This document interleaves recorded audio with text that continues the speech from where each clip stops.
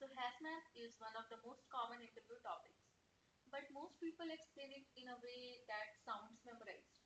In this video, I'll explain Hashmap visually, step by step. So the way interviewer actually expect you to understand it.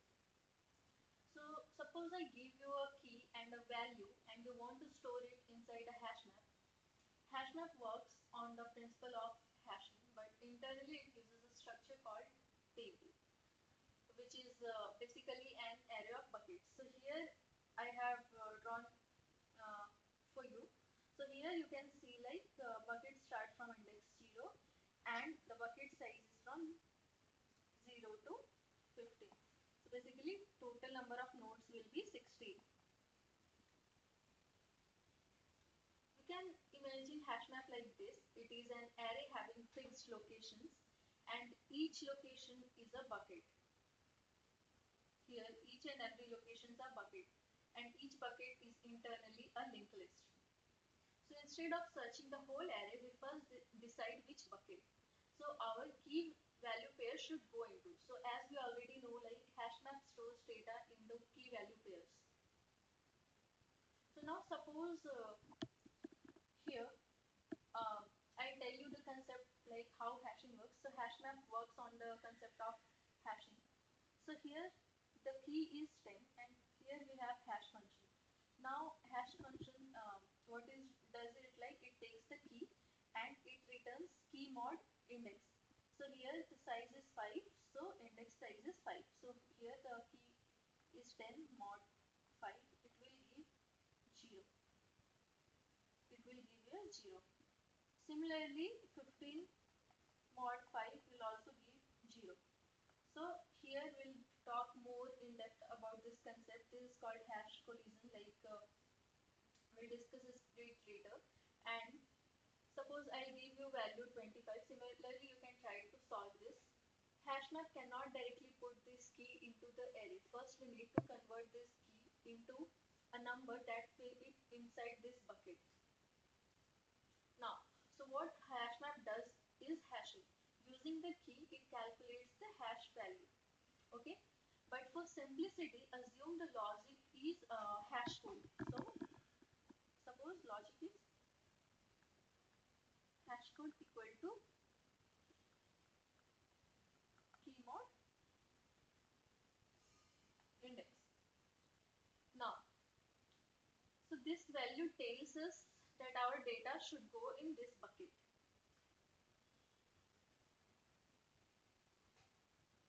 Now that we know the bucket number, hashmap directly goes to this bucket and stores the value in key value pair, like in key and value will be there. So this is why hashmap is even faster and it does not search every bucket. It directly jumps to the correct location.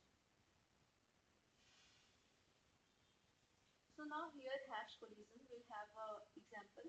So here we have key A, B, C, D, E and F and these are the hash values. And in between hash function is there. So each key is passing from hash function and then their hash like index has been calculated like in which bucket they will be going.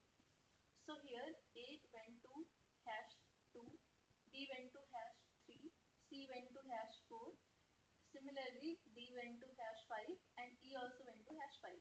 So here collision of D and E at the same position 5. Now how data will be stored? So here data will be stored like this. So hashmap handle this by storing multiple entries inside the same bucket instead of overwriting the existing data. So inside the bucket, hashmap store entries one after another, just like I have shown in the diagram. So one bucket can store multiple key value pairs safely. And also when we want to retrieve a value, hashmap again applies the same logic, hashing logic. So it calculates bucket number first, then goes directly to that bucket and then checks the key to return the correct value. So hashing is used both while storing the value and while retrieving the data. So in simple words, we can say that hashmap works like this. So key, hashing, bucket number, and then it will store the data. So this makes hashmap fast, efficient, and suitable for real world application. Now I'll show you one diagram. So first we are doing map.put, in which we are passing key and value, and then finding the hash code of that key. So once the hash code of that key is there, so we'll find the bucket index using this hash code and length.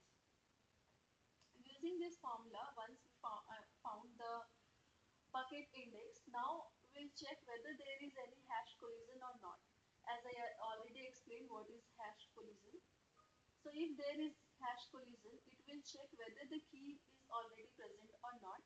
If the key is already present, it will replace the existing value. If the key is not present, it will just add it as a next node. Now if there is no hash collision is there, so it will add it in the list as first node. So this is all about